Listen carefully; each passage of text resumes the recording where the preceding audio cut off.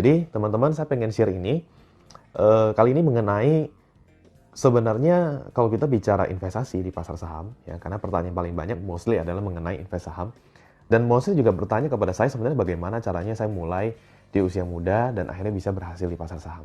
Nah, kalau saya mikir ulang, ya saya tarik ke belakang, saya pikir-pikir sebenarnya saya bisa berhasil di pasar saham itu sebenarnya karena faktor hoki begitu ya.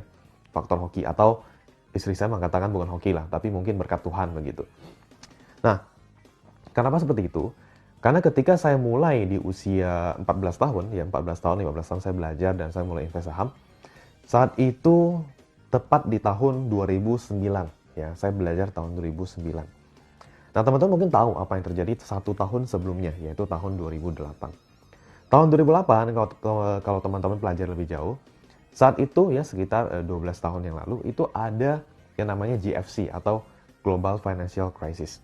Ya, jadi krisis keuangan global ya, yang dimulai dari negara Amerika hingga efek ke semuanya, dan Indonesia adalah salah satunya yang terkena efek itu. Nah, saat itu teman-teman, semua saham di Indonesia, hampir semua saham itu terjadi satu, udah bukan turun ya, tapi runtuh begitu ya, terjadi satu keruntuhan.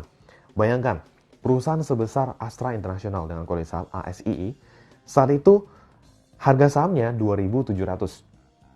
Dari 2.700 turun hingga 700 rupiah. Ya, dari 2.700 hingga sekitar 700 rupiah. Itu Astra International gitu ya. Dan banyak semua saham lagi jatuh semua. Dan saya masuk ke dalam pasar saham ketika tahun 2009, awal 2010 saat itu. Ya, saya dari proses belajar 2009, awal 2010 saya mulai invest saham. Saat itu teman-teman, semua saham yang saya beli itu semuanya mengalami kenaikan yang signifikan saat itu. Kok bisa begitu ya? Karena biasanya setelah krisis terjadi itu butuh 1 tahun untuk turun. Nah, setelah itu kan udah turun murah-murah tuh. Basically hampir semua saham, ya mungkin 9 dari 10 yang kita beli itu bisa untung sampai berapa ratus persen. Nah, ketika saya masuk, naik, saya invest, naik, invest, naik. Saya sampai kaget gitu loh. Wow, ini kok saya bisa jago banget, jago bener gitu ya, kok jago banget. Padahal ternyata bukan gitu, karena saya masuk di timing yang tepat. Ya, makanya saya kasih judul di podcast kali ini adalah timing is everything.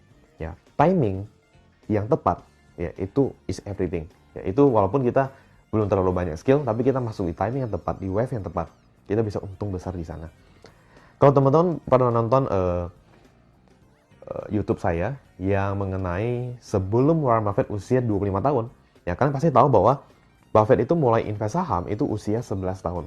Ya, saya juga sering mengatakan bahwa kalau namanya invest saham, itu makin muda, itu makin bagus. Ya, semakin muda semakin bagus, semakin muda bahkan bisa semakin kaya begitu.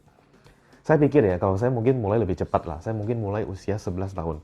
Berarti saya usia 14 kan tahun 2009.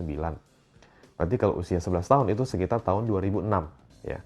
Bisa saya mulai invest saham 2006, 2007. Saya mulai masuk pasar. Tahun 2008 terjadi krisis, teman-teman. Itu mungkin saya bisa mengalami kerugian sampai 80%. Ya, 70 sampai 80% at least, teman-teman. Bayangkan, anak muda usia hanya 11 tahun, 12 tahun ya, terjadi kerugian sampai 70%, apakah ya akan tetap di dalam pasar? Mungkin enggak. Mungkin sudah keluar dari pasar saham. Mungkin saya akan mengatakan bahwa benar ya, ternyata saham itu bikin bangkrut ya. Benarnya ternyata saham itu rugiin orang begitu. Dan mungkin saya akan seumur hidup dengan mengatakan bahwa, atau sharing ke orang, jangan pernah invest saham karena itu bisa merugikan atau bisa bikin bangkrut begitu. Nah, tapi saya sangat bersyukur ya. Saya nggak tahu apa-apa, saya masuk pasar pas di tahun 2009-2010. Akhirnya gara-gara saya invest, saham apapun yang saya beli naik untung besar.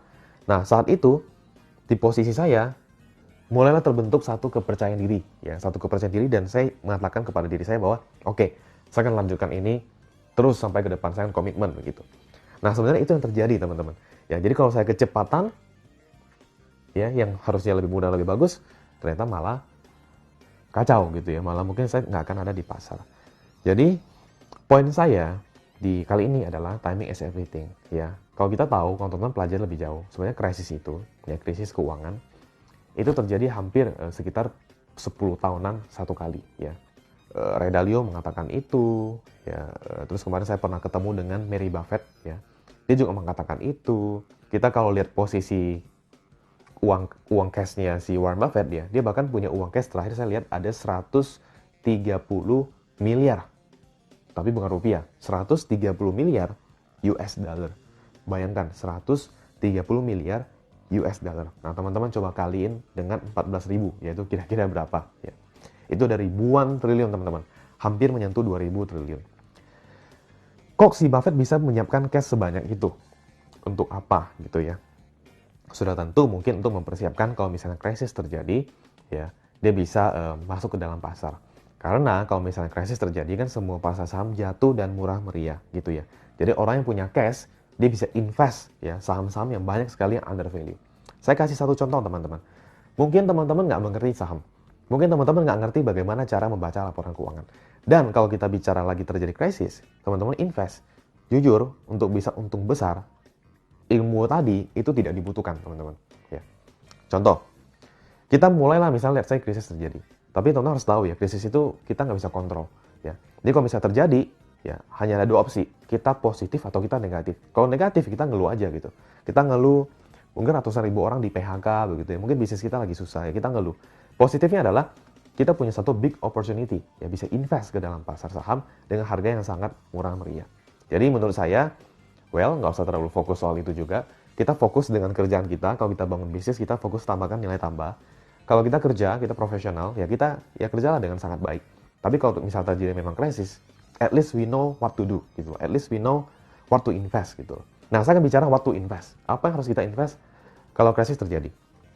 Paling gampang, teman-teman. Ya, nggak perlu pakai ilmu, bisa baca laporan keuangan, teman-teman masih blank, pemula, it's okay, gitu ya. Karena memang rata-rata saham naik kalau misalnya terjadi krisis. Mulailah invest dengan produk atau jasa yang dari perusahaan besar yang teman-teman pakai misalnya. Contoh, teman-teman mungkin misalnya kalau tinggal di Jakarta ya, kota besar, pasti sering naik tol gitu ya. Naik tol. Kalau teman-teman invest ke Jasa Marga di tahun 2009 ketika terjadi krisis, teman-teman cukup tahan sampai 4 tahun ya. Ini semuanya 4 tahun. Saat itu kalian bisa untung sampai sekitar 600%. Ya, jadi sekitar 500 sampai 600% itu untuk perusahaan jasa marga. Terus teman-teman invest, misalnya kalian menggunakan produknya BCA deh, ya kalian punya bank BCA. Nah, kalian punya bank BCA atau bahkan kalian deposito di bank BCA, bahkan berarti percaya dengan bank BCA. Kalian invest di bank BCA, kalian bisa untung sekitar 400 sampai 500%. Dan misalnya invest ke Bank Mandiri, itu bisa sekitar 680%. Jadi 6,8 kali lipat dalam waktu 4 tahun kan sangat-sangat lumayan begitu.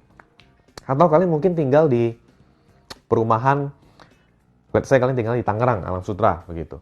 Nah, kalian invest di Alam Sutranya. Kalian bahkan bisa untung 20 kali lipat, teman-teman. Ya, kalau kalian beli tanahnya di Alam Sutra, kalian beli rumahnya, belum tentu untung 20 kali lipat. Mungkin 3-4 kali lipat bisa, gitu ya. Tapi kalau kalian invest sahamnya saat itu, 20 kali lipat. Atau kalian sering belanja di S Hardware, ya, dengan kode saham ACES, ya. Itu saat itu juga keuntungannya sekitar 20 kali lipat atau 2000%. Bayangkan, teman-teman. Beli 2009, jual sekitar 2013-2014, kalian bisa untung sampai 20 kali lipat di S Hardware. Ya, kalian bisa cek sendiri soal itu. Terus apa lagi? Mungkin kalian suka menggunakan produknya, ini, ya. Mungkin kalian sering beli Starbucks, ya. Starbucks, Burger King, gitu ya. Dan semua brand fashion milik Mitra Adi Perkasa, ya. Dia kan punya ratusan brand, teman-teman. Mitra Adi Perkasa. Kalian invest ke Mitra Adi Perkasa, kalian bisa untung sekitar 2.700%. Berarti sekitar ya 27 kali lipat lah. Rounded ya. 25 sampai 30 kali lipat. Kalau kalian invest pas tahun 2009. Bayangkan, kita udah bicara berapa kali lipat. Sudah bukan berapa sekian persen gitu loh. Nah, itu hanya dari invest yang teman-teman tahu gitu. Invest yang teman-teman mengerti brandnya dan kalian punya produknya dan kalian yakin bahwa ini adalah company-company yang anti krisis. Dia sudah pernah melewati beberapa krisis sebelumnya gitu. Nah, ada pepatah mengatakan bahwa sebenarnya kesuksesan itu adalah hasil dari persiapan dengan waktu yang tepat gitu ya. Jadi kita sudah persiapan dan bertemu dengan kesempatan ya, waktu yang tepat, akhirnya kita sukses gitu. Dan saya sangat setuju dengan itu ya, karena kalau kita tidak siap, bisa kita punya timing yang tepat, kita punya kesempatan gitu ya, tapi kita nggak siap secara ilmu, secara pengetahuan, atau timnya belum siap, ya akhirnya kesempatan itu cuma lewat doang di depan kita, teman-teman. Tapi kalau kita siap, kita ngerti cara invest dan lain-lain, dan ketika ada kesempatan, kita akan bisa siap masuk ke dalam pasar saham. Jadi menurut saya, pesan saya di video ini ya, paling penting kalau kita bicara invest ini, khususnya di pasar saham, timing is everything. Ya, kita harus masuk di momen tepat. Itu adalah yang kunci yang paling penting, teman-teman. Karena kenapa? Kalau kalian kuasai ilmu invest saham, jago sekali, hebat sekali. Tapi di timing yang salah, teman-teman. Posisi market lagi turun, lagi krisis. Kalian mau keluarin jurus investasi apapun, ketika market lagi turun, well, itu kan rugi juga. Saham kalian akan turun juga begitu. Makanya, timing is everything. Nah, saya harap ini satu video singkat yang teman-teman bisa belajar banyak hal. At least bisa memanfaatkan kalau misal memang terjadi, tapi kita tidak usah terlalu memusingkan itu ya, tetap fokus bisnis kita dan kerjaan kita. Thank you, semoga bermanfaat, semoga kalian belajar satu hal yang cukup penting untuk bisa meningkatkan aset kalian mungkin sampai beberapa kali lipat ya. Oke.